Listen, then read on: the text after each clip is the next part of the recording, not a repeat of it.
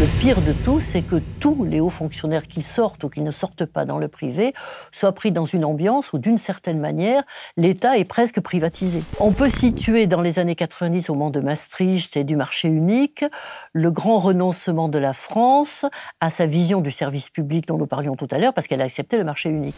Mais le Parti socialiste, qui était au pouvoir, qui disposait alors d'une flopée d'énarques, a connu vis-à-vis de l'Europe un affaissement. Quand vous parlez à un socialiste, vous avez l'impression que vous crachez par terre si vous dites la moindre chose contre l'Europe. L'incantation de l'Europe qui protège, ça crée chez moi une véritable nausée. J'entends ça depuis 30 ans. Il y a une tendance à la surlégifération et à la sous-politisation.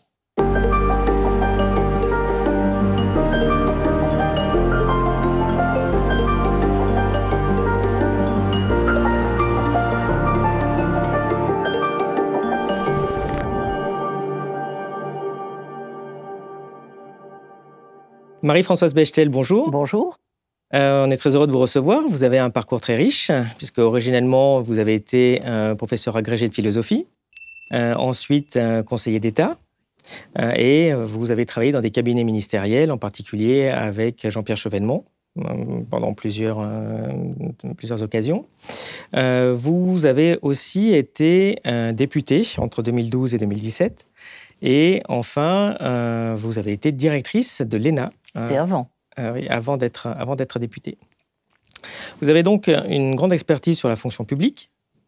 La première question que j'ai envie de vous poser, c'est quel est votre regard sur le poids qu'ont pris la très haute fonction publique, en particulier souvent les énarques, puisqu'on entend qu'au cours des dernières années, ils auraient peut-être pris trop de poids, ils contrebalancent parfois les décisions politiques, ce qui peut poser certains problèmes démocratiques.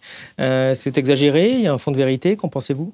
Alors déjà, l'idée est un petit peu plus ancienne que ces dernières années. Je me rappelle quand j'ai été à la tête de l'ENA en 2000, j'étais souvent interviewée et on me posait souvent la question. Donc on avait déjà cette sensation que la haute fonction publique pesait trop. Mais c'est vrai qu'elle s'est accentuée au fur et à mesure que les politiques perdaient le sens du débat et la volonté du débat politique. Je crois que la nature a horreur du vide.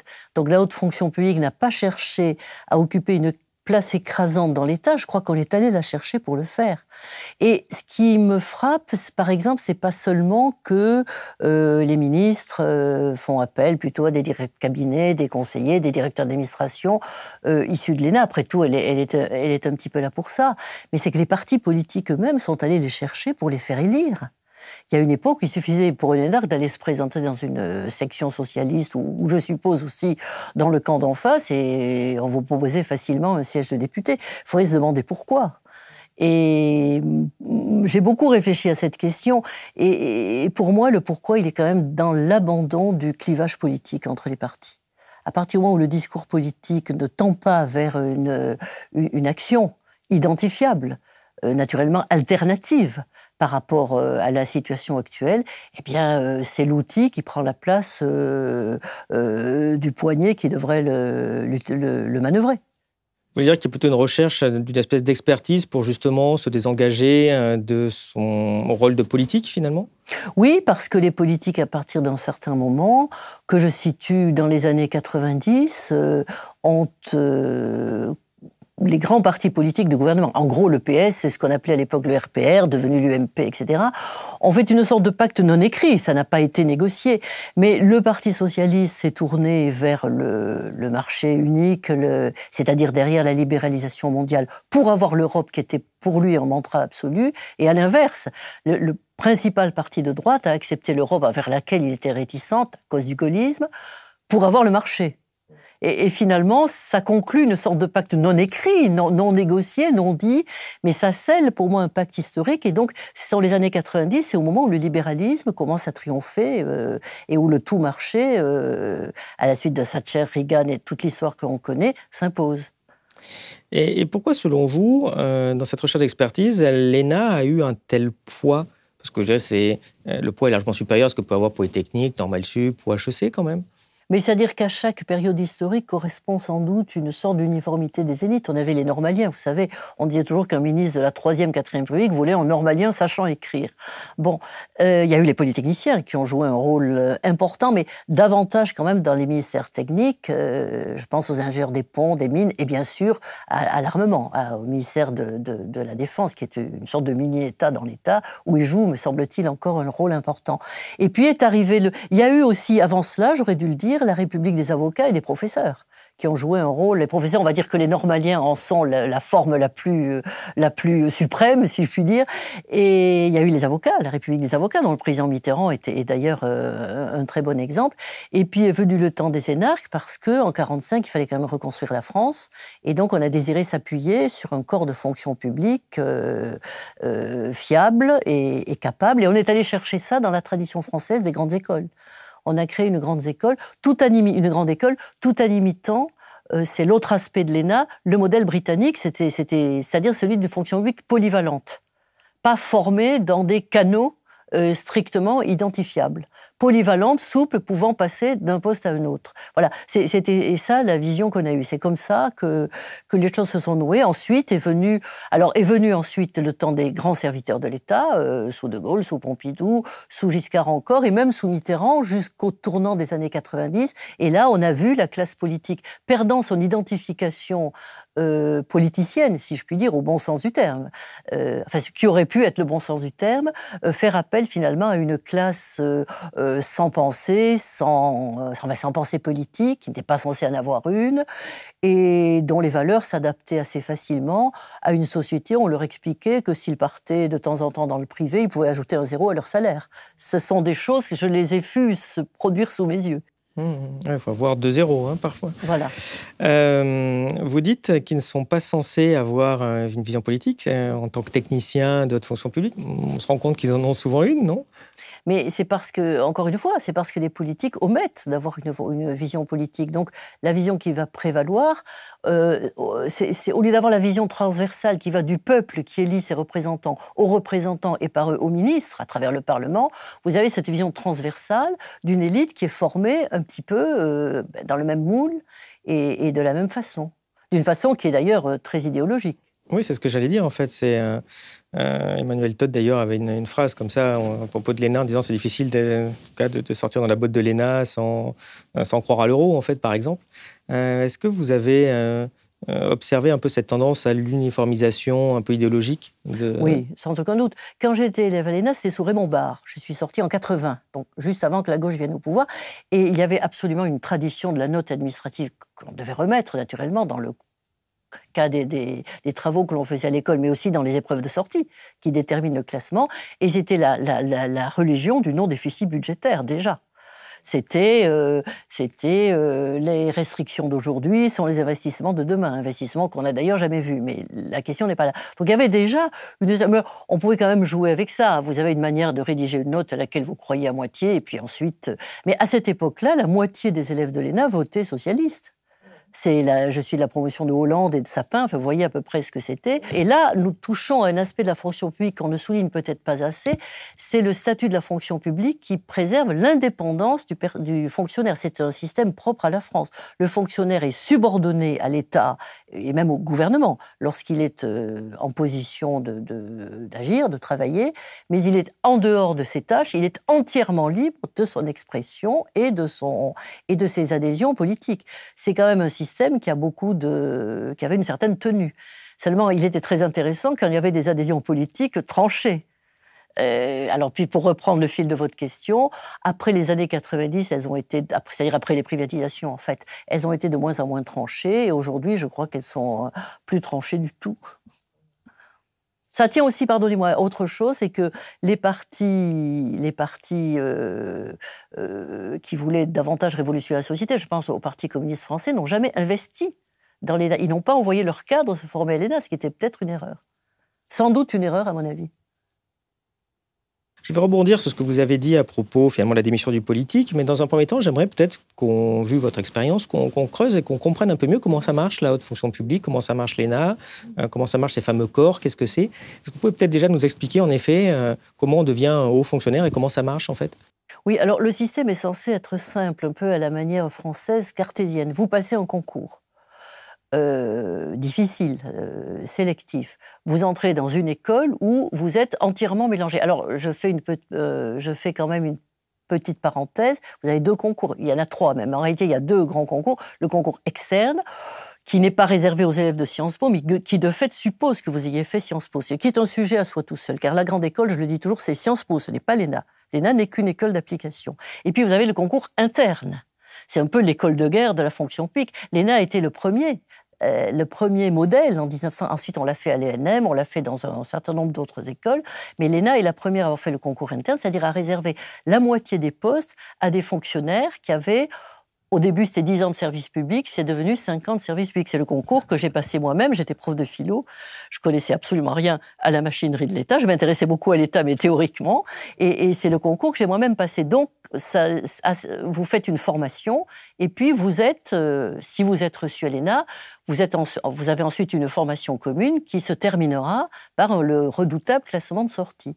Formation qui commence par une année une année de stage, dans laquelle généralement les élèves étaient très heureux. Auprès d'un préfet, d'un ambassadeur, moi-même je l'ai fait auprès de Jacques Chirac, maire de Paris. J'étais mère de famille, donc on ne m'a pas trop éloignée de Paris. Et vous faites on vous plonge donc dans le réel de l'administration. Et puis ensuite, la deuxième année, ou un an et demi, est consacrée à une série d'épreuves. Et c'est là que les choses se gâtent. Les élèves sont un peu moins heureux dans ces épreuves. Les gens de Sciences Po disent « on a déjà fait tout ça, on n'apprend rien », ce qui n'est pas faux. Et les gens du concours interne disent « ah ben oui, mais tout ça est fait pour les gens qui ont fait Sciences Po, et donc ils vont sortir mieux classés que nous ». Donc à l'issue de ce classement redouté, qui comporte quand même une originalité, c'est que l'employé choisit son employeur. Si vous sortez dans tel rang, vous dites « j'ai droit au Quai d'Orsay » ou autre chose, ben, votre employeur ne peut pas dire « je veux quelqu'un d'autre ».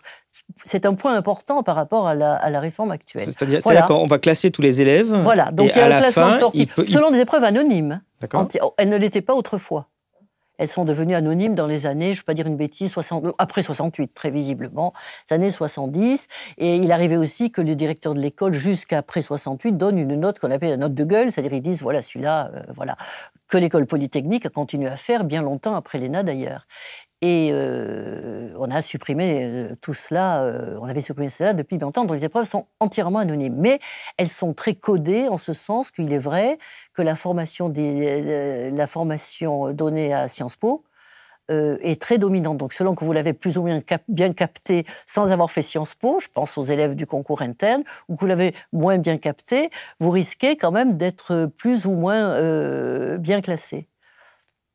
Voilà, donc une sorte de formation unique pour des fonctionnaires venant les uns sortis du rang, les autres étudiants de Sciences Po pour l'essentiel, qui sortent tous ensemble, qui se mélangent dans l'école et qui sortent selon le classement de sortie. Alors, les grands corps de l'État, le Quai d'Orsay, la préfectorale, et puis la masse sont des administrateurs civils, qui est une fonction extrêmement importante parce qu'elle est l'ossature des ministères. Ce sont des gens qui, quand même, font toute leur carrière dans les ministères, qui ne sortent pas pour ajouter ce zéro à leur salaire. Ça, c'est pour les grands corps de l'État davantage. Et quelquefois, ils font de la politique. Mais c'est très important parce qu'on avait, et c'est là qu'est la grande erreur commise, on avait défini un corps interministériel. C'est-à-dire l'idée était la mobilité, que l'on retrouve aujourd'hui dans la réforme. Et l'idée, c'est qu'ils devaient pouvoir aller d'un ministère à un autre à l'issue de leur mobilité. Au bout de 5 ans d'affectation, vous aviez une mobilité dans un autre ministère. Le problème, c'est que ça n'a jamais bien marché parce que les gens sont toujours revenus dans leur ministère de départ. On n'a pas incité à cette mobilité. À mon avis, c'est une très grave erreur. Je dirais que c'est une des choses qui a tué l'ENA, je crois. C'est quoi les grands corps de l'État? Parce qu'on entend souvent cette expression. Alors, on désigne par là un ensemble de membres d'un ensemble, si vous voulez, qui est prédéfini, dont le nombre de membres est défini par décret, enfin qui ne bouge que si la réglementation change, et qui sont donc à vie membres de ce corps. Enfin, un prof d'université est aussi professeur d'université à vie, à vrai dire. C'est pas ce fait-là qui change les choses. Et ces corps sont donc le Conseil d'État, le Conseil d'État, l'Inspection des Finances, la Cour des comptes. Ok, donc ceux qui sont le mieux placés vont là-dedans. Le Quai d'Orsay monte très haut dans les aspirations des élèves depuis longtemps. Voilà. Et donc, vous avez dirigé pendant plusieurs années l'ENA. Finalement, qu'avez-vous j'allais dire appris, enfin, en tout cas, avez-vous été surprise entre ce que vous pensiez de cette école que vous connaissiez, mais quand vous avez intégré la direction, par rapport à la réalité que vous avez constatée? Alors c'est peut-être quelque chose que je vois maintenant et que je ne voyais pas à l'époque. Mais je dirais quand je suis entrée à l'ENA, je me trouvais sans le savoir dans cette vague de démocratisation qui a été décrite par l'INSEE et qui culmine justement dans les années 80. Donc et puis en plus, on savait que la gauche allait arriver au pouvoir assez peu de temps après. Donc il y avait une forme d'espoir, on pensait qu'on pouvait à la fois monter dans la hiérarchie de la fonction publique, mais aussi faire des choses. Et en réalité, si on regarde les chiffres, toujours de l'INSEE, on se rend compte que les années 80 ont été le pic, mais que la démocratisation, c'est-à-dire le nombre de gens issus de classes populaires ou moyennes dans l'ENA par rapport aux gens issus de classes privilégiées, n'a cessé de baisser depuis 80. Ce n'est pas particulier à l'ENA, c'est vrai aussi au troisième cycle universitaire, aux agrégations, à médecine, c'est vrai de toutes les filières sélectives. Donc, l'école que j'ai trouvée en 2000 n'était pas celle que j'avais quittée en 80. Et j'ai été frappée, mais alors absolument frappée, alors à l'époque, par l'uniformité croissante des élèves. Quand j'étais à l'ENA, entre 78 et 80, encore une fois, parce qu'il y avait eu l'espoir d'une gauche qui allait arriver au pouvoir, les gens étaient différents. Quand je suis arrivée en 2000 à la tête de l'ENA, ils étaient tous pareils. Et les jurys s'en plaignaient d'ailleurs. Ils disaient, mais vous savez, on n'arrive pas à les sortir de leur discours très bouclé. À quoi s'ajoute un phénomène absolument essentiel, c'est que non seulement les élèves pensaient pareil, mais ils pensaient différemment de la pensée du service public qu'on leur avait inculquée jusque-là, parce que c'est le moment où Sciences Po a fait sa mue, sous l'impulsion de son très charismatique directeur Richard Descoings, qui avait décidé de faire de Sciences Po l'école du marché. Il le disait ainsi. Et donc, il ne voulait pas que le service public reste l'emblème de Sciences Po. Donc, il a fait cette école du marché qui a accompagné le mouvement du néolibéralisme thatchérien, reaganien, la mise sur orbite des théories, des théories néolibérales présentées comme très nouvelles. Vous voyez là-dessus notre ami Frédéric Farah qui dit qu'elles ne sont pas si nouvelles que ça. Les théories économiques néolibérales avec la domination de Hayek. Et Hayek, l'économiste qui représente le néolibéralisme, est aujourd'hui encore dominant dans l'enseignement de Sciences Po. Donc ce qui m'a beaucoup frappé en 2000, c'est ça. C'est l'uniformisation des élèves, l'uniformisation derrière le grand mouvement de néolibéralisme. Ça, c'était très net. Donc des mouvements qui sont quand même extrêmement redoutables, qui sont les mouvements qui ont affecté le pays lui-même. Parce que la baisse de l'ascenseur social, elle a affecté le pays tout entier. Et la montée de l'idéologie néolibérale, elle a aussi affecté de très larges pans du pays. Eh bien, l'ENA était absolument en phase avec ces deux mouvements-là. Le problème, c'est que ce sont des mouvements, selon moi, très négatifs pour le pays. Vous avez essayé de changer quelque chose ? Oui, j'avais pensé que les élèves devaient aller faire beaucoup de stages, aller voir ce que sont les administrations les plus diverses, et puis revenir faire des propositions, faire des groupes de travail autour de cela. C'était très difficile parce que l'ENA était, pour une plus large partie de sa scolarité, à Strasbourg, par une décision démagogique prise par Édith Cresson, confirmée par Édouard Balladur, qui lui avait ensuite succédé, qui savait que c'était une sottise, mais qui n'avait courage fuyant.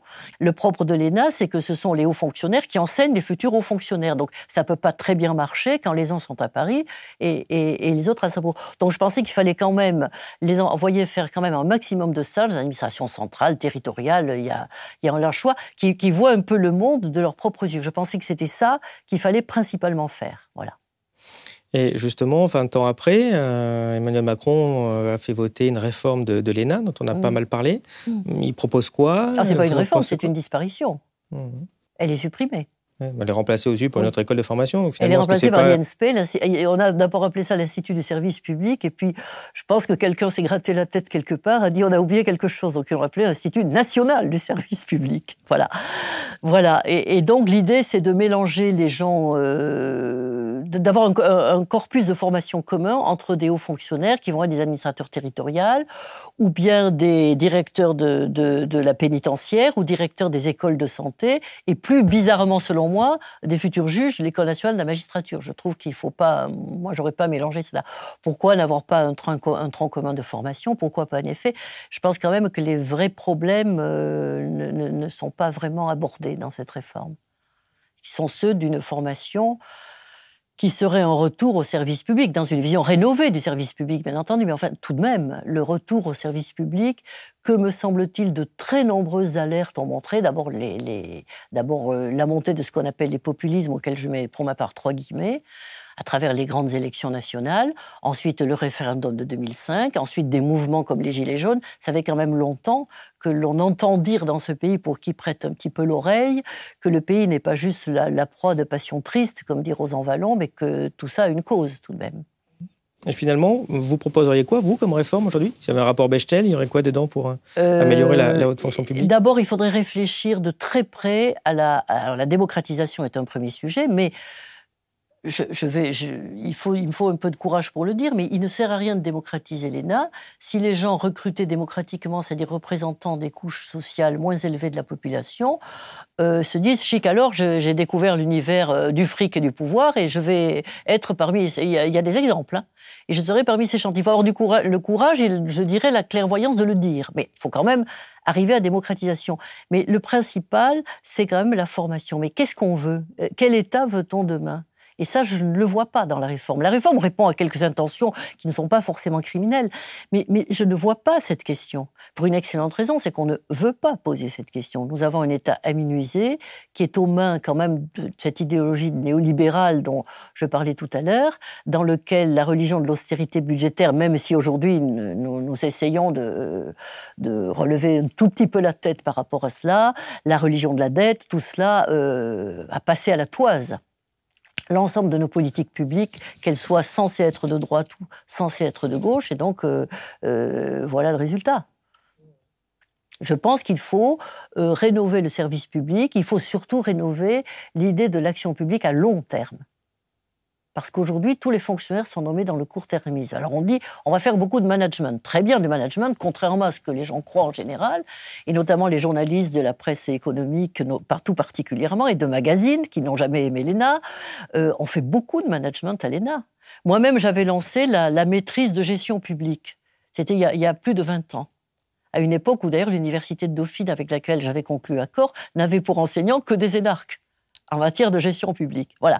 Donc, en fait, on fait beaucoup de management, mais le management, c'est un instrument. C'est pour quoi faire? C'est pour aller où? C'est au service de quelle vision de l'État? Comment reconstituer dans ce pays une vision à long terme? Nous voyons bien que nos gouvernants sont tous maintenant un petit peu étranglés, de droite comme de gauche ou macroniens. Ils voient bien que la désindustrialisation a vraiment cassé le pays en 2 ou en 3. Qu'elle nous a fait perdre une compétitivité peut-être irrattrapable vis-à-vis de l'Allemagne, nous faisant perdre ainsi une voie plus forte en Europe. Ils voient bien cela. Alors ils disent, ah ben oui, il faudrait reconstituer ceci-là. Mais tant qu'ils ne reviennent pas sur la religion du court-termisme budgétaire, tant qu'on ne se donne pas de moyens de politique, pourquoi pas planificatrice, pour moi ce n'est pas un gros mot, en tout cas de politique de programmation à long terme, eh bien ça ne sera pas la peine de dire qu'on fait une nouvelle école, parce qu'on n'aura pas formé les instruments de cette action à long terme dont je crois le pays a besoin. Vous avez évoqué aussi un autre point qui est finalement le fait que quand on va dans le privé, en étant énarque, parfois on peut gagner x5 ou x10 ou x50 son salaire.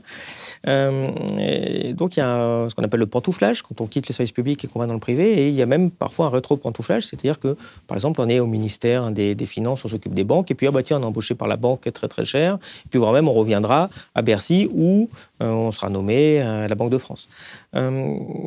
Pensez que c'est un vrai problème? C'est quelque chose qui s'est accentué dans le temps? Il faudrait lutter contre ça? Et ça a plutôt changé qualitativement. Il y a toujours eu un peu de pantouflage dans la haute fonction publique, mais ce n'était pas la même chose dans les années 60, 70, jusqu'à 80 à peu près, et même un peu au-delà.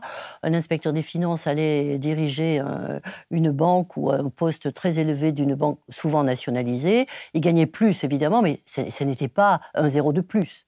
Un membre du Conseil d'État allait diriger une compagnie d'assurance, une compagnie d'aviation, je prends des cas qui se sont présentés. Il pouvait ensuite revenir au Conseil d'État, peut exercer de hautes fonctions.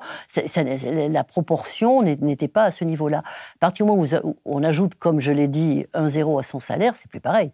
Vous êtes pris, en réalité, dans l'engrenage Et il faut des motifs très puissants pour vous faire revenir. Nous avons 2 cas au sommet de l'État, qui sont Emmanuel Macron et Édouard Philippe, qui sont partis dans le privé et qui sont revenus. Pourquoi?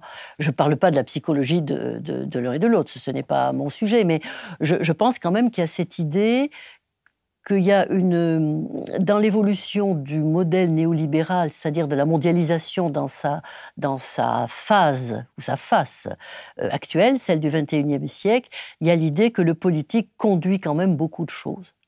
Je crois que c'est ça.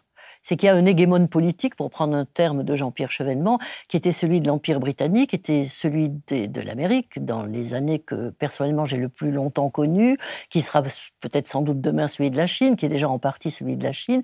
Mais il y a l'idée que dans les États-nations eux-mêmes, le politique est finalement derrière l'économie, en réalité, ou devant, je ne sais pas comment il faut le dire. Le pire de tout, c'est que tous les hauts fonctionnaires qui sortent ou qui ne sortent pas dans le privé soient pris dans une ambiance où, d'une certaine manière, l'État est presque privatisé. La manière court-termiste de voir les choses, qui est celle de l'entreprise ou de la banque, est finalement celle qu'on enseigne à Sciences Po, à travers Sciences Po à l'ENA, et celle que l'on retrouve dans la conduite de l'action d'un grand nombre de ministères. Ça c'est un sujet... c'est au fond la pénétration du politique et puis de l'administratif par la dominance économique. Vous dites qu'on l'enseigne, enfin est-ce que c'est un simple problème d'enseignement? Est-ce que c'est aussi un problème, je dirais, vraiment culturel, quoi, qui imprègne les différentes couches, enfin, les couches supérieures de la société? Oui, je crois que vous avez raison. L'enseignement dispensé par Sciences Po est adéquat à la manière dont une partie de l'élite française, celle qui est très bien décrite par Jérôme Fourquet dans l'Archipel français, se conçoit comme une élite qui n'a pas la terre attachée aux pieds, hein, qui peut voler et se transporter dans le monde entier, qui pense global, qui parle le globish et qui regarde à travers la langue anglaise ou américaine, qui regarde des modèles étrangers, sans se soucier beaucoup de ce que notre pays, qui est pourtant paradoxalement encore une vraie puissance, pourrait faire ou être. Il y a ce sujet derrière. On parle de mentalité, justement, ce que vous soulignez très bien. Oui, on est une grande puissance. On a l'impression, pour les élites, on est une petite puissance, qu'on n'est plus rien. Dans les années 80, c'était pas cette vision-là. Pourtant, le monde, certes, il a évolué, mais en tout cas, la France n'a pas changé. Pourquoi on a une telle démission, une telle vision d'une faiblesse qui finit par être réelle, évidemment, quand on a ça dans la tête, ça finit par être en réalité. Mais... Vous posez une question redoutable. C'est une question vraiment de culture profonde de notre pays, de résilience peut-être. Je me suis parfois demandé, je ne me demandais pas quand j'étais plus jeune, mais au fur et à mesure que le temps passe, je me demande quand même si l'effondrement de notre pays en 1940 n'est pas quelque chose que... Le gaullisme et puis la venue de la gauche ont été les deux moments où on a eu l'impression que tout ça n'existait plus, qu'il y avait un volontarisme de manière très différente. Mais enfin, et si finalement tout ça n'a pas recouvert finalement ça voudrait dire alors que l'histoire a une puissance redoutable. C'est comme la nappe d'eau, ou peut-être comme le barrage. Elle finit par recouvrir le village englouti. Je n'ai pas de meilleur... Tout ce que je peux vous dire, c'est que, vous le savez très bien, on ne trouve pas ça chez les Britanniques. J'ai un jour recruté, puisqu'il était de tradition que le directeur de l'école a lui-même recruté les élèves, puisqu'il y a des élèves étrangers à l'ENA, et notamment les Britanniques nous envoyaient toujours des élèves de très haut rang, cabinet du ministre des Finances, se former à l'ENA, puisqu'eux-mêmes n'offraient pas de formation spécifique. Et un jour, j'étais en face d'un garçon qui avait fait Cambridge, mais il était boursier. Et à qui je pose une question, j'ai oublié ma question, mais je n'ai pas oublié sa réponse. Je lui dis « Pourquoi dites-vous cela ?» Il me dit « Voilà comment on raisonne quand on appartient à un pays qui a gagné la guerre. » Un garçon né en 80. Eh bien voilà, vous ne pouvez pas imaginer ça dans notre pays. Je crois que c'est la résilience historique, nous traînons quelque chose. Et le seul moyen que nous avons, je crois, d'en sortir, c'est par un volontarisme plus grand encore que dans d'autres pays. Le gaullisme en a été un témoignage, le mitterrandisme, enfin la gauche au pouvoir en était aussi un témoignage à un certain moment. En ce sens-là, je me dis qu'il est possible qu'il y ait des résurgences. Que la nappe d'eau, vous savez, fasse des geysers de temps en temps. Et pourquoi? Moi, je crois que la jeune génération est quand même avertie de beaucoup de choses en ce qui concerne le modèle néolibéral. Elle a vu un certain nombre de choses. Et je crois qu'elle est peut-être apte, à avoir ce... Vous voyez, je suis à la fois pessimiste historiquement, mais à titre personnel, je ne suis pas une pessimiste. J'ai du mal à être pessimiste. Et donc, je préfère espérer encore, parce que quand je regarde les qualités, la force qu'il y a dans ce pays, elle est extraordinaire. ma question fait un peu une transition, parce qu'on va parler maintenant de l'Union européenne, parce que vous défendez fortement la souveraineté française. Mais la conséquence, peut-être en effet, de cette défaite historique qui donne l'impression que la France, c'est petit, ça vaut rien, il y a cette idée de il faut qu'on soit 6, il faut qu'on soit 12, il faut qu'on soit 20, il faut qu'on soit 27, et on va être fort. D'où l'Union européenne, et finalement on l'a fait, et on n'est pas du tout plus fort. Au contraire, on a l'impression qu'on est plus faible. Que la dernière fois que la France pesait, c'était quand le général de Gaulle était tout seul, qui tapait du poing sur la table, en incarnant un volontarisme. Vous avez, on en parlera aussi, beaucoup œuvré à la campagne de 2005, et vous avez participé à un ouvrage qui s'appelait « Oser dire non ». C'est vrai que parfois on a l'impression qu'on n'ose pas, finalement, qu'on a l'impression qu'on ne va pas y arriver. Qu'est-ce qui imprègne ça, et est-ce que vous l'avez senti ça dans la vision et dans vos contacts? Mais c'est-à-dire que vous décrivez une sorte de continuité, mais qui est peut-être un peu reconstruite. Vous savez, vous dites on est 12, puis ceci, puis jusqu'à 28. En réalité, il me semble qu'il y a eu des chocs, des fractures successives dans l'Europe, et qu'en 90, en particulier, quand s'est posé le problème de la réunification allemande, et derrière l'adhésion des pays de l'Est, quand s'est posé, parce que par la chute de l'URSS, il fallait arrimer les pays de l'Est, il fallait, dans la vision qu'en avaient à l'époque les politiques, je ne le reprends pas à mon compte, il fallait les arrimer à l'Occident. On le voit très bien aujourd'hui, d'ailleurs, dans les lignes de fracture qui se dessinent en Europe. Donc, il y a quand même eu ces fractures. La continuité n'était pas à ce point-là. Moi, je situerais... on peut situer dans les années 90, au moment de Maastricht et du marché unique, le grand renoncement de la France à sa vision du service public dont nous parlions tout à l'heure, parce qu'elle a accepté le marché unique. Seule zone du monde à appliquer des règles libérales aussi j'allais dire généreuses. Enfin, pas généreuses pour tout le monde. Mais généreuses pour les autres. Voilà, c'est ça généreuses pour quand même les autres. Exactement. Alors, en réalité, je me demande si la fracture n'est pas plutôt... Mais là aussi, je le pense aujourd'hui, je ne le pensais pas forcément hier, dans les années 2000. Il s'est joué beaucoup de choses dans les années 2000, parce qu'il y a eu le pacte de compétitivité d'Auchoder, qui a permis à l'Allemagne, grâce naturellement à l'arrimage des monnaies européennes aux marques, et naturellement aux possibilités qu'on avait données aux marques d'être égales à l'Ouest et à l'Est à l'époque, ce qui est une énorme concession politico-économique. C'est le moment où l'Allemagne, l'économie allemande, qui était en stand-by pour arriver à être la première économie mondiale depuis 100 ans, est enfin, européenne, non mondiale, est enfin redevenue la première économie européenne. Je vous rappelle qu'avant la guerre de 14, si les Allemands n'avaient pas plutôt mal manœuvré, leur économie écrasait tous les autres. Leur PIB a été multiplié par 3 entre la guerre de 70 et 1914. La France a augmenté, je crois, de 30% son PIB, et le Royaume-Uni a dû multiplier par 2. C'était la première puissance économique. Si elle n'avait pas manœuvré, elle a voulu se mettre jouer que la cour politique et diplomatique, elle a peut-être eu tort, puisqu'aujourd'hui, elle se retrouve la première puissance économique, mais pas diplomatique. Et donc, je crois que c'est peut-être plutôt dans les années 2000 que ça s'est joué, et il n'est pas étonnant qu'on arrive à la fracture de 2005, avec le non-référendum en France et également aux Pays-Bas, et qui aurait certainement, probablement été également manifeste dans d'autres pays s'il y avait eu un référendum. Donc je crois que l'Europe s'est construite quand même par un certain nombre de chaos, et qu'aujourd'hui nous payons aussi le prix de ces chaos. Le seul élément européen qui a poursuivi implacablement sa marche, c'est la marche vers le libéralisme. Mais sans la chute de l'Union soviétique, qui est vraiment l'événement absolument majeur pour moi de la deuxième moitié du XXe siècle, on n'en serait pas là aujourd'hui. Donc l'Europe, pour revenir à votre question, l'Europe engloutit un peu les volontés nationales, y compris la volonté de la France, parce que la France a intériorisé depuis les années 2000 le fait qu'elle n'était plus la première puissance européenne. Je vous rappelle, jusqu'à 2000, elle l'était. Sans les décisions du président Mitterrand vis-à-vis de Helmut Kohl et du Francfort et de l'unification, bien sûr, et ensuite de la mise en œuvre du marché unique, l'Europe ne serait pas ce qu'elle est aujourd'hui. Qu'est-ce qui, selon vous, a joué dans ce chemin qui a été pris? Parce qu'aujourd'hui, il y a un peu une propagande qui fait qu'on dit de l'Europe comme s'il n'y avait qu'une Europe possible, qui devait de toute façon finir par un seul État, alors qu'il pourrait y avoir 10 façons de faire des choses très différentes en termes de coopération en Europe. Pourquoi c'est ce chemin-là qui a été pris, qui est d'ailleurs le chemin qui, finalement, détruit la souveraineté, détruit la subsistance des nations, détruit une bonne partie de la démocratie?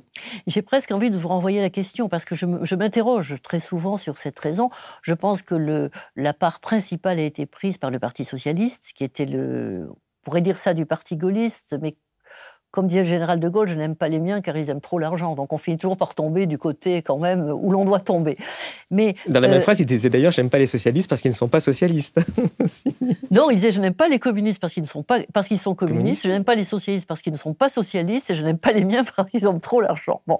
Donc, mais à mon avis, le fait est que le Parti communiste qui s'est amenuisé, mais qui n'était pas aussi amenuisé il y a 30 ans, a un peu regardé passer les trains, n'a pas parfaitement compris, selon moi, ce qui se jouait. Mais le Parti socialiste, qui était au pouvoir, qui disposait alors d'une flopée d'énarques, d'une flopée de gens plus compétents les uns que les autres, qui étaient censés avoir des idéaux, a connu vis-à-vis de l'Europe un affaissement, a peut-être traduit cet affaissement historique de la France d'une manière que je ne parviens pas à m'expliquer. Quand vous parlez à un socialiste, vous avez l'impression que vous crachez par terre si vous dites la moindre chose contre l'Europe, quelle que soit la marche de cette Europe. Comme vous le disiez très bien, il y a au moins 3 ou 4 façons minimum de concevoir l'Europe. Eh bien, ce n'est pas possible de le dire. Et je m'interroge sur l'importance de ce catéchisme. Je crois qu'elle a fait énormément de mal à notre pays. Et je crois que si la gauche est aujourd'hui, si je peux me permettre une parenthèse contemporaine, aussi fragmentée, ça n'est pas sans lien avec ça. Il est frappant de relire le discours de 57 de Pierre Mendès France qui ne vote pas le traité de Rome en expliquant pourquoi, en disant finalement on va créer une espèce de dictature douce. C'est ça, oui. Il y a 2 manières de créer une dictature. La première est de s'en remettre à un homme providentiel. La deuxième, se remettre à un organe bureaucratique qui, avec des décisions douces, imposera finalement ses vues qui seront toujours celles de l'économie. C'est à peu près, c'est magnifique. C'est exactement ce qu'on vit, magnifique. En fait. Et pourtant, c'est bien quelqu'un de gauche, on ne peut pas lui enlever ça. Et c'est complètement évacué. Mais je rebondis aussi sur votre propos, vous avez parlé de catéchisme. Il n'y a pas quelque chose de religieux là-dedans, quand on voit ces gens-là. Enfin, moi, je trouve ça frappant. Oui. Je suis de votre avis. C'est l'incantation de l'Europe qui protège. Ça crée chez moi une véritable nausée. J'entends ça depuis 30 ans. Je l'ai entendu au Parlement au moment de Maastricht. J'étais chargée de la révision constitutionnelle auprès du garde des Sceaux, Michel Vauzel, qui, soit dit en passant, était eurosceptique. C'était un gaulliste de gauche, en réalité. Il était eurosceptique, j'étais eurosceptique également. Enfin, on a fait notre travail le mieux qu'on a pu en expliquant que ce que l'État déléguait, il pouvait toujours le reprendre, ce qu'on appelle la compétence de la compétence. On a inséré, instillé tout ce qu'on pouvait. Mais voilà. Il y a quelques années, j'ai fait une série d'entretiens, enfin plusieurs dizaines, avec d'anciens hauts responsables, donc qui avaient entre 60 et 100 ans, pour voir un peu ce qu'était la haute fonction publique, autant jadis. On nous explique qu'il n'y a pas d'alternative, il n'y a pas d'autre politique possible. Et pourtant, quand on va voir, il y a 40 ans, c'était très différent. Et c'est frappant de voir à quel point ces gens-là étaient imprégnés du service public. Je vais ressortir ces interviews sur le site Élucide. Je vais rencontrer 3 personnes de la promo France combattante, donc la première de l'ENA, qui étaient tous résistants. Enfin, mais c'était frappant de voir cet aspect primo d'intelligence et de compétences hallucinantes. Même à 90 ans, ils sont toujours impressionnants. De voir le sens de l'État et de voir aussi leur expérience de qu'est-ce qu'ils ont fait, mais au sens de la capacité qu'ils avaient de faire. J'arrive, c'est moi qui décide de nationaliser toutes les banques, c'est moi qui nationalise les assurances en 81, c'est moi...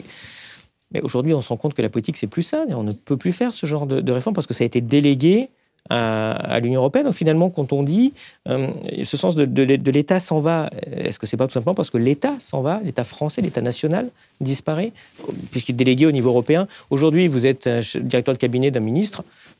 Peut-être qu'à moitié du temps, vous allez faire des tweets ou des choses comme ça. Vous n'allez plus pouvoir changer parce que c'est interdit par l'Union européenne, il y a les règles, les trucs internationaux, c'est pas possible. Oui, ce que vous dites là, je me le dis souvent, vous avez raison. En même temps, je me dis que c'est pas la même chose des directeurs de cabinet d'un ministre français et des directeurs de cabinet d'un ministre belge ou luxembourgeois ou même espagnol. La position ne devrait pas être la même. Est-ce que vous voulez dire qu'aujourd'hui, on n'est pas censé être la même chose qu'un ministre belge ? En théorie, ou est-ce qu'on l'est vraiment pas en pratique? Moi, j'ai l'impression qu'il n'y a pas de grosse différence. Si vous allez au Conseil des ministres européen, évidemment, une voix égale une voix.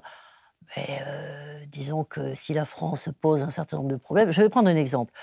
Le ministre de l'économie, Bruno Le Maire, se targue de partir. Il a une tendance à partir, vous savez, avec son drapeau blanc, et puis ça s'arrête, on ne sait plus où... Bon, il voulait réformer le marché de l'électricité. Excellente idée. Le marché de l'électricité est un scandale en Europe, puisqu'on on accroche les prix de l'électricité au prix du gaz dont nous ne sommes pas dépendants, mais dont d'autres sont dépendants. Eh bien, voilà exactement un combat que la France pourrait continuer à mener. Mais je ne crois pas que la Belgique pourrait le mener. Voilà simplement ce que je veux dire. Ça serait mieux si elle le menait avec l'Italie, avec l'Espagne, avec quelques pays qui... Oui, mais sur ça, on est d'accord. Mais en pratique, Bruno Le Maire, les Allemands lui ont dit non. Oui, c'est pas parce que les Allemands disent non qu'on ne va peut-être pas poursuivre. Toute la question est là. La volonté politique, l'histoire le montre, sans remonter à Richelieu, des gens qui étaient très constitués, c'est quand même aussi le pouvoir de dire non ou de dire oui si. C'est le pouvoir de s'imposer. Je reprends le titre de ce fabuleux ouvrage collectif de Oui. 2005. Oser dire non. Oui. Aujourd'hui, on n'ose plus dire non. Ben, le peuple français a osé. Et le on dont vous parlez, c'est pas le peuple français, ce sont des gouvernants qui l'ont, à mon avis, largement trahi avec le traité de Lisbonne, dont on voit aujourd'hui les produits en matière de souveraineté européenne et de la manière dont, à travers les droits fondamentaux, l'Union européenne essaie de mettre tous les pays à la toise. Ça, c'est le produit du traité de Lisbonne. Vous étiez au cœur aussi donc, de la ratification et des modifications du traité de Maastricht. Finalement, Maastricht 92 jusqu'à 2005, jusqu'à 2007 pour Lisbonne. Cette quinzaine d'années où beaucoup de choses se jouent, en fait, oui. Où la souveraineté française est en bonne partie transmise à un échelon supérieur, on ne sait pas trop où ça se situe. Qu'en avez-vous pensé et pourquoi on en est arrivé à cette situation-là que les gens ne maîtrisent pas bien aujourd'hui? Ils ne comprennent pas qu'aujourd'hui, on peut aller voter comme on veut la présidentielle française. Ouais, ça reste qu'une élection locale, comme d'ailleurs l'a dit un ministre il n'y a pas très longtemps, en Europe, donc ça ne va pas changer grand-chose, puisqu'on ne peut pas voter contre les traités européens, disait aussi un ancien président de la Commission. Ah ben, y a des candidats qui proposent de le faire. Mais il faut quand même que ça soit sérieux, crédible, si je puis dire. Volontaire, mais sérieux et crédible.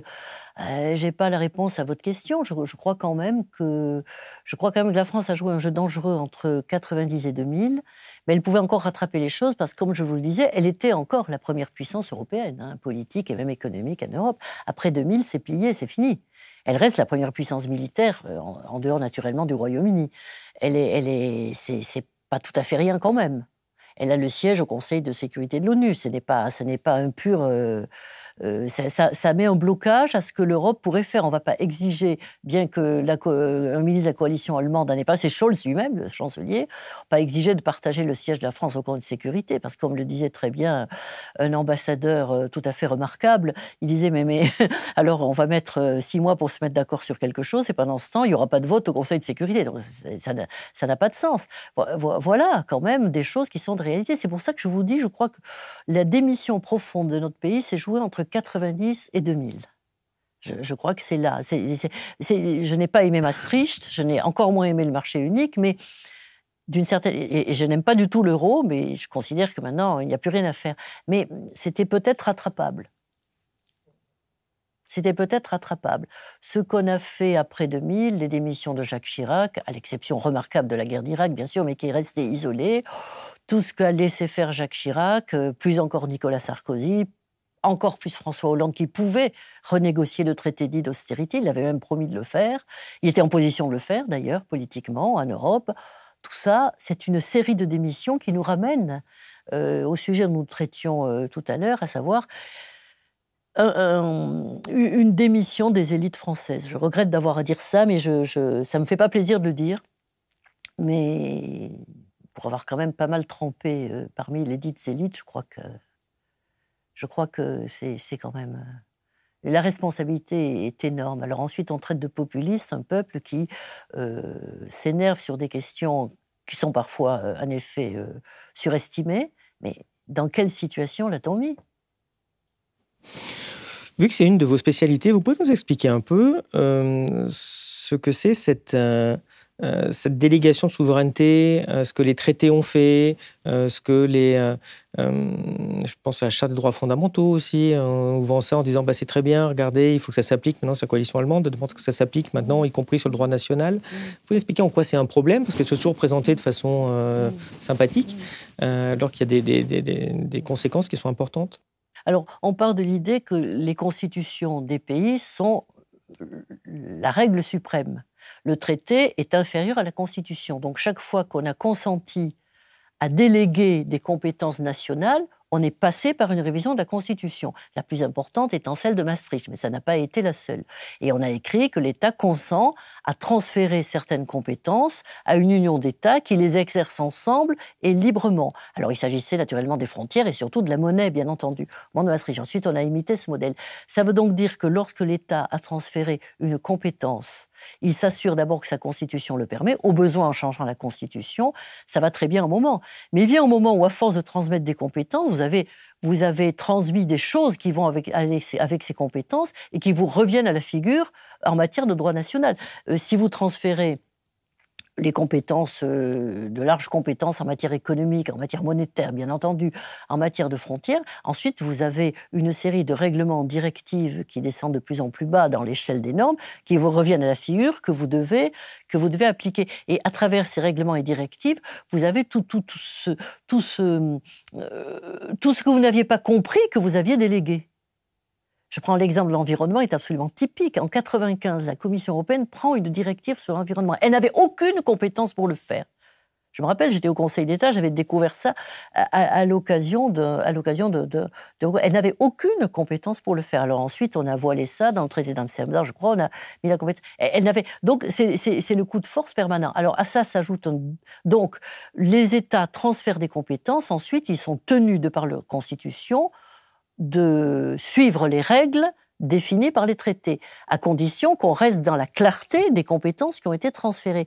Ce qui s'est produit de plus en plus, c'est donc les règlements et directives ont érodé très largement, vous savez, comme si c'était en bois un petit peu, comme des mythes à l'intérieur du bois. Ils ont érodé ces compétences qui sont venus faire ça, et donc vous avez une intrication d'institutions, de compétences et de procédures qui font qu'on est pris dans un réseau d'interdépendance.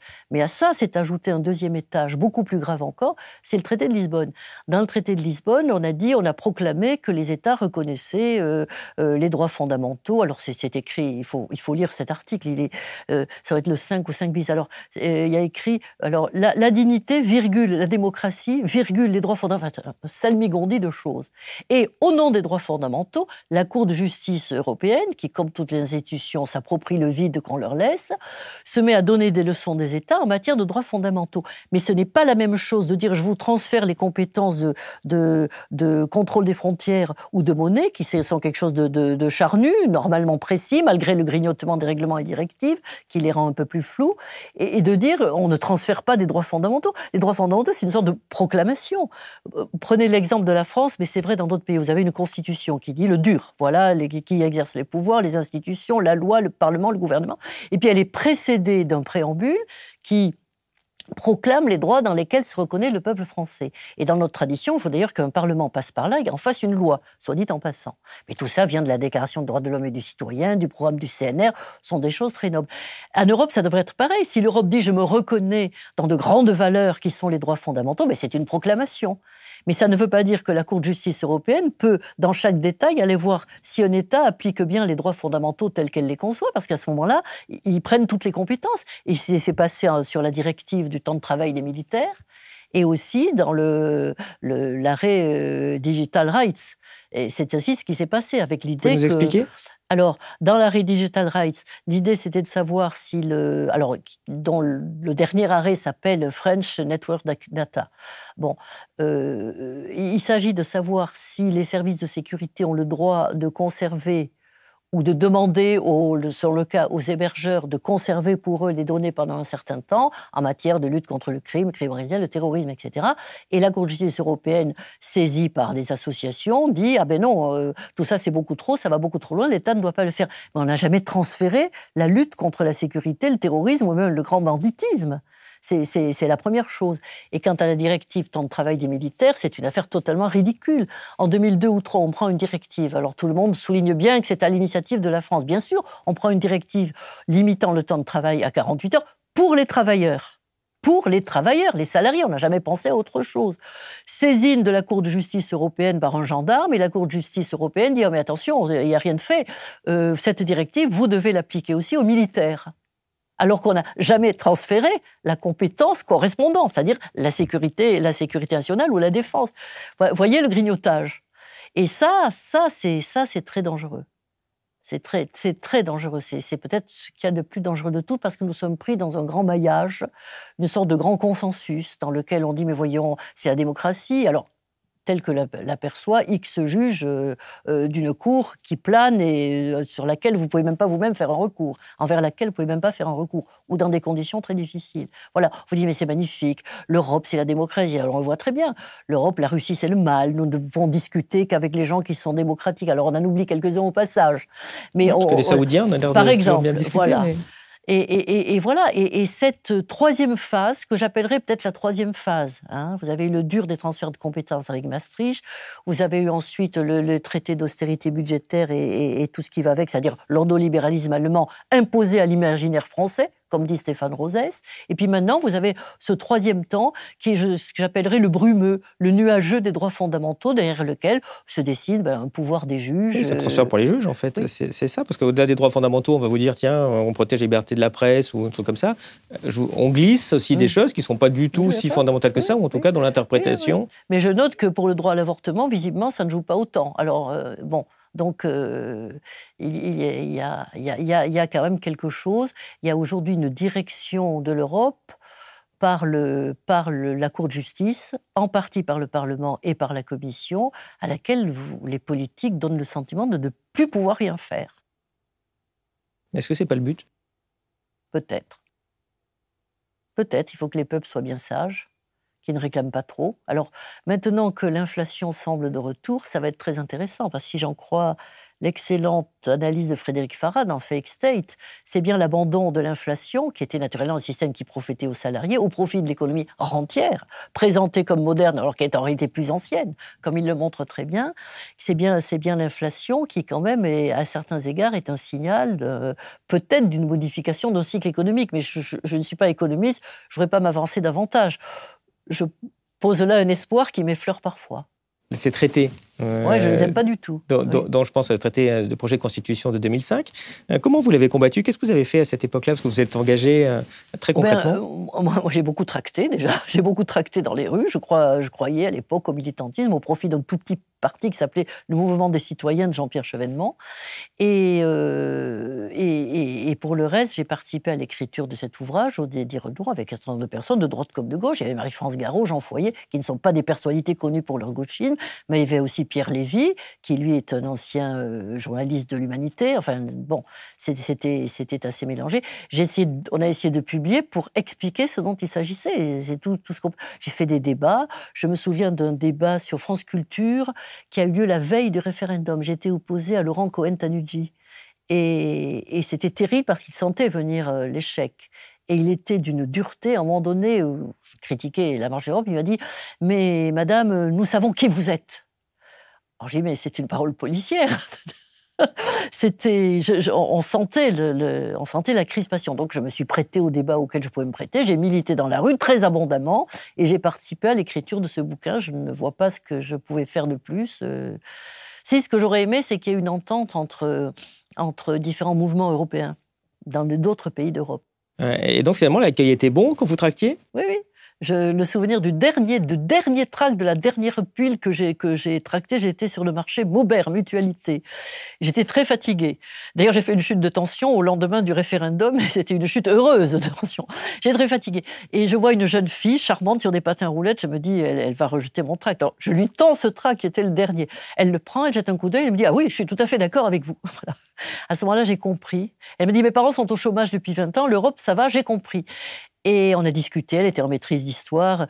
Et là, j'ai compris que c'était les jeunes qui allaient faire le vote, et c'est ce qu'ils ont fait, en effet.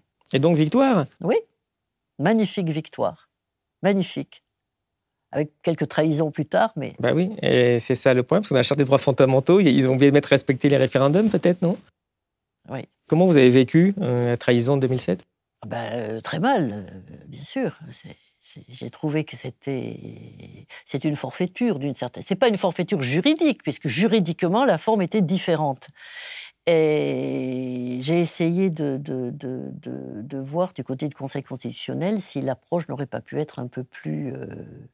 mais apparemment, c'était pourtant Jean-Louis Debré qui était le président, il aurait pu se rappeler Apparemment, le Conseil constitutionnel a démissionné depuis très longtemps de toute fonction de gardien de ce qui est important au profit d'une intervention brouillonne et de plus en plus manifeste dans le travail parlementaire, ce qui explique d'ailleurs l'affaissement du Parlement pour partie. Voilà. Donc je l'ai vécu très mal, j'ai ressenti ça comme, comme une forfaiture, je crois, de la part des pouvoirs publics. Et je pense que le ver était dans le fruit des Français. C'est la dernière fois qu'il y a eu en France un grand débat politique clivant. On n'en avait plus après. C'est fini. Je ne compte pas la campagne de Nicolas Sarkozy. C'était pas bon. Vous n'avez plus cela après. C'était fini. Après, les Français ont compris. On ne nous laisse pas faire de la politique. Chose qu'ils avaient faite avec enthousiasme. Ils avaient débattu. Ils ont voté nombreux. Je rappelle qu'en matière européenne, c'est le seul moment où ils se sont précipités aux urnes pour voter. Parce que pour les élections au Parlement européen, qui n'a de Parlement que le nom, les gens ne votent pas. Et donc, on a dépossédé le peuple français du pouvoir noble de prendre des grandes décisions interrogeant la vie de la nation. Et maintenant, on vient dire ce sont des populistes, ce sont des nuls, ils ne comprennent rien, ils n'aiment pas l'Europe. Enfin, je trouve tout à fait extraordinaire de voir un pareil aveuglement.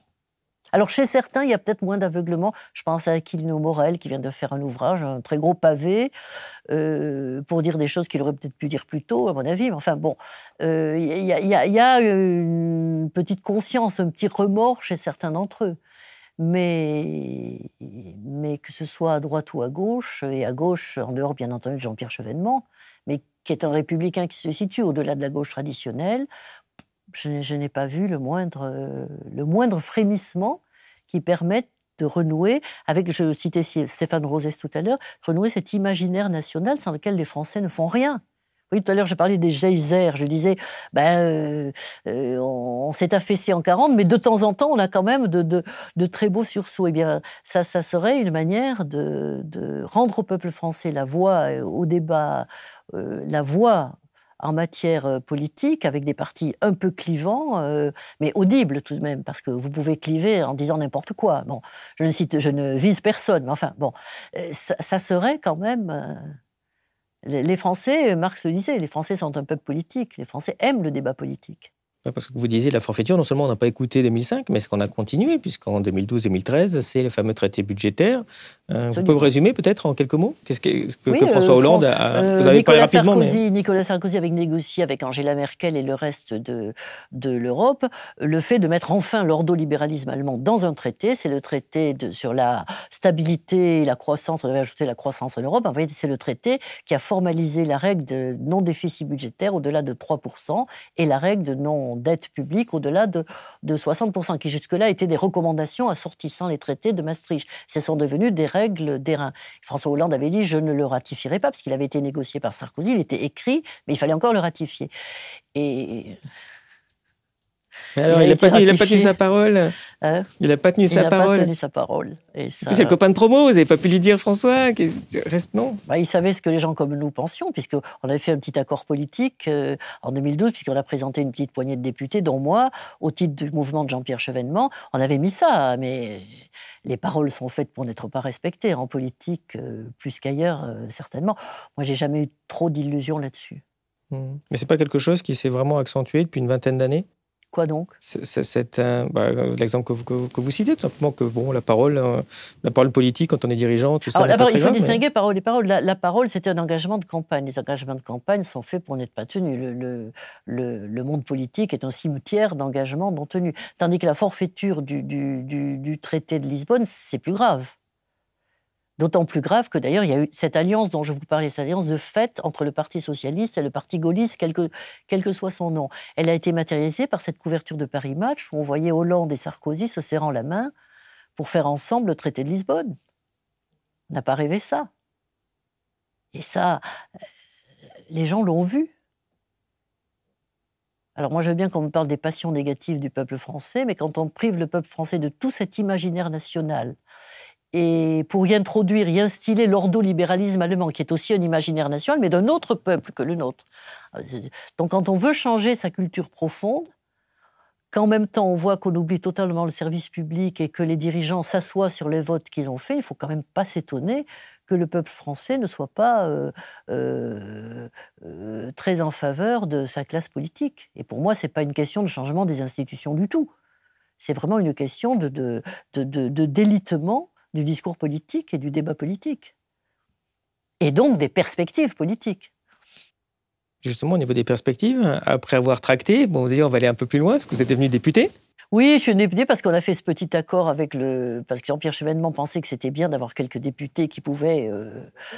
Mais en réalité, le succès du PS a été très fort, donc il n'avait pas besoin de force d'appoint.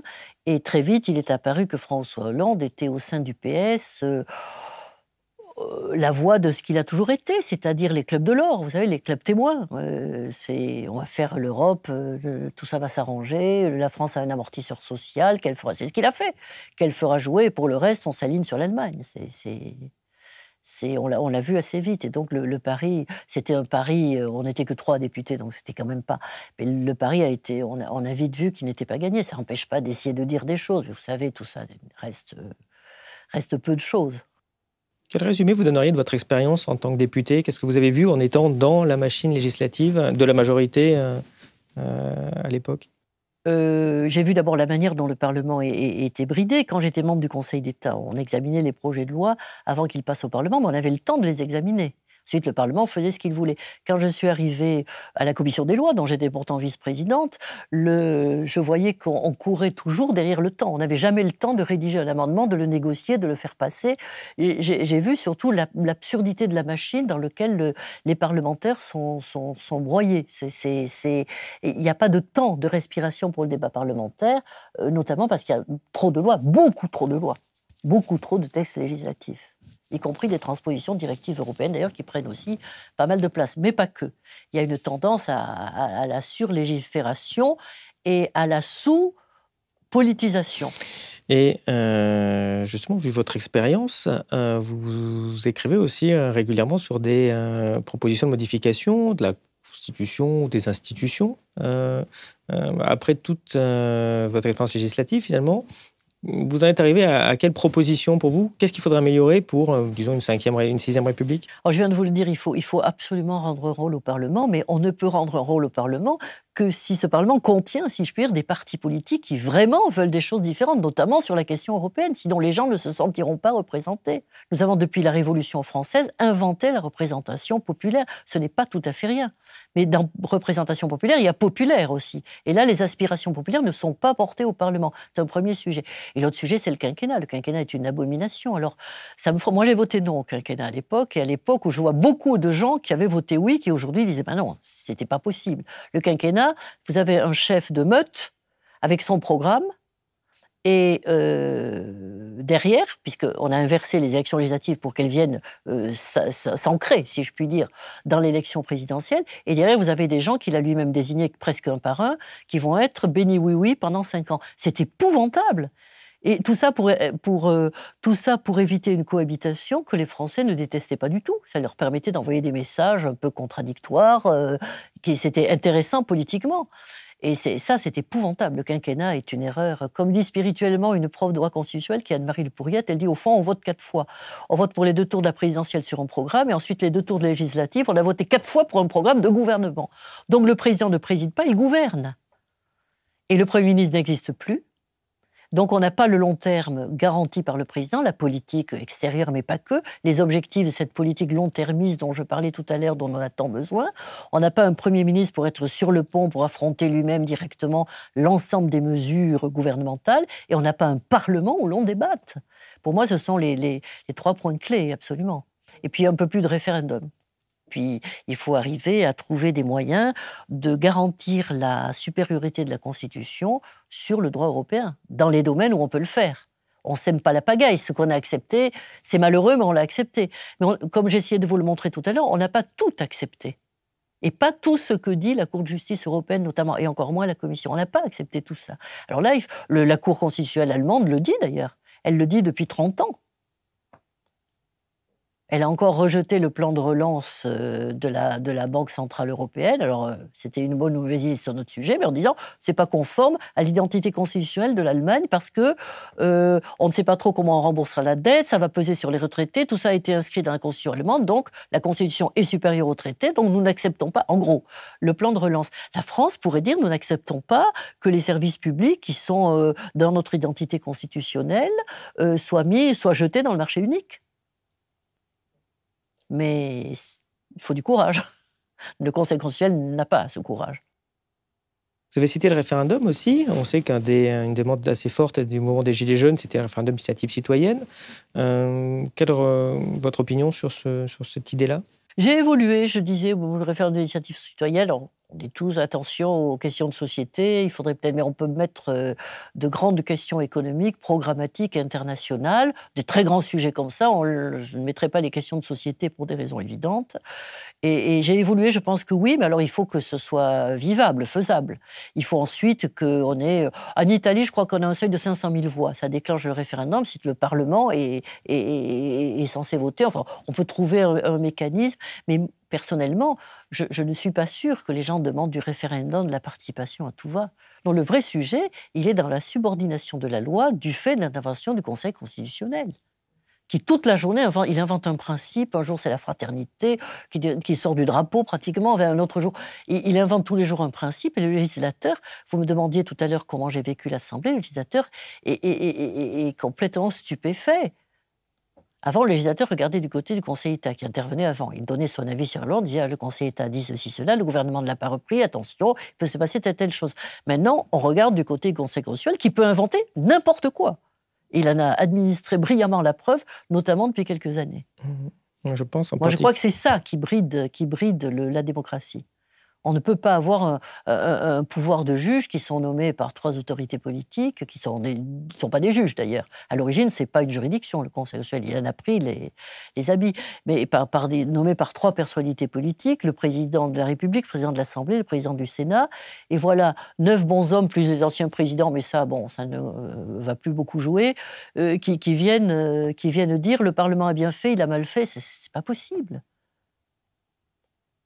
Ça, plus la Cour de justice européenne, qui elle aussi traîne par terre un certain nombre de nos lois, notre vision des droits fondamentaux et des libertés, ça veut dire que le Parlement est tellement encadré. Alors vous voyez, il n'y a plus de débat politique, donc il n'y a plus de débat. Et en plus, la loi est totalement encadrée, la loi souveraine est totalement encadrée dans le droit européen et dans la chape que le Conseil constitutionnel fait peser sur la loi. Le Parlement est dépossédé de partout, par en haut, par en bas, par les côtés, de partout. Comment voulez-vous qu'il mène un travail respectable et respecté? C'est un sujet central, je pense. C'est plus important que les référendums, qui a son utilité, je ne suis pas contre a priori. Il faut rendre au peuple français sa dignité dans les choix qu'il a faits et dans le fait que ses représentants doivent exprimer une volonté populaire majoritaire et donc éventuellement clivante. C'est notre histoire. En parlant de clivage, il y a bientôt une présidentielle. Oui, j'ai remarqué. Vous avez quelques espérances, en tout cas. Qu'est-ce que vous pensez de cette campagne et du paysage politique en 2022 ? Mais déjà, je pense qu'elle est victime du quinquennat dont je parlais tout à l'heure. C'est-à-dire qu'on va avoir encore un chef de meute, quel que soit, je ne dis pas ça pour insulter, mais enfin, bon, avec derrière un programme, des députés alignés sur le programme, et des élections qui seront faites presque avant que... Et puis nous aurons en face un parti ou des partis qui aboieront toute la journée. Enfin, je pense qu'on va reproduire largement ce que nous avons, et c'est un problème parce que les Français ont assez de ce système, pour les raisons que j'essayais de dire tout à l'heure. Je crois que ça va être la reproduction de choses déjà vues. Je pense que les Français risquent de réélire le président actuel, mais il me semble qu'ils lui feront payer ensuite aux législatives, contrairement à la discipline prévue par le quinquennat dont je parlais tout à l'heure. Là, il peut y avoir... Il peut y avoir une nouveauté, il peut y avoir une cohabitation en direct. Exaspéré par cet alignement complet, mais depuis Sarkozy, Hollande, Macron, etc., exaspéré par cet effet quinquennal, il ne me paraît pas exclu que... Mais ce n'est pas certain non plus, peut-être qu'ils feront comme d'habitude, ils donneront une majorité au président. Il ne me paraît pas exclu quand même qu'exaspéré par cette obligation de rester dans un débat politique complètement rétréci, les Français... envoie au Palais Bourbon une majorité ingouvernable. Et vous ne pensez pas que le débat politique a quand même changé? Qu'on est de plus en plus, on s'éloigne des questions essentielles dont vous venez de parler, en fait? Oui, mais c'est-à-dire le débat politique. Est-ce qu'il y a un débat politique? Est-ce qu'il y a un débat qui mérite le nom de politique, au sens de la délibération, à l'origine, devant le peuple réuni dans l'Agora, le peuple athénien réuni dans l'Agora, dont parle si bien Jacqueline de Romilly, en disant comment ça se fait que ce modèle soit parvenu jusqu'à nous. Oui, mais ce modèle, il est en train de s'effacer, mais il est rémanent, je crois qu'il est rémanent dans la conscience des Français, et sans doute d'autres peuples européens aussi. Il est rémanent, ce modèle. Il faut du débat. Il faut respirer, il faut du débat. Et il faut des institutions qui permettent à ce débat de vivre. Mais nous ne pouvons pas rester étouffés par le surmoi européen et avoir en dessous un moi de plus en plus rétréci et un inconscient populaire qui grouille de passions négatives. Hein. C'est ça, au fond, aujourd'hui, hein, l'imaginaire français. Et pas que français, sans doute.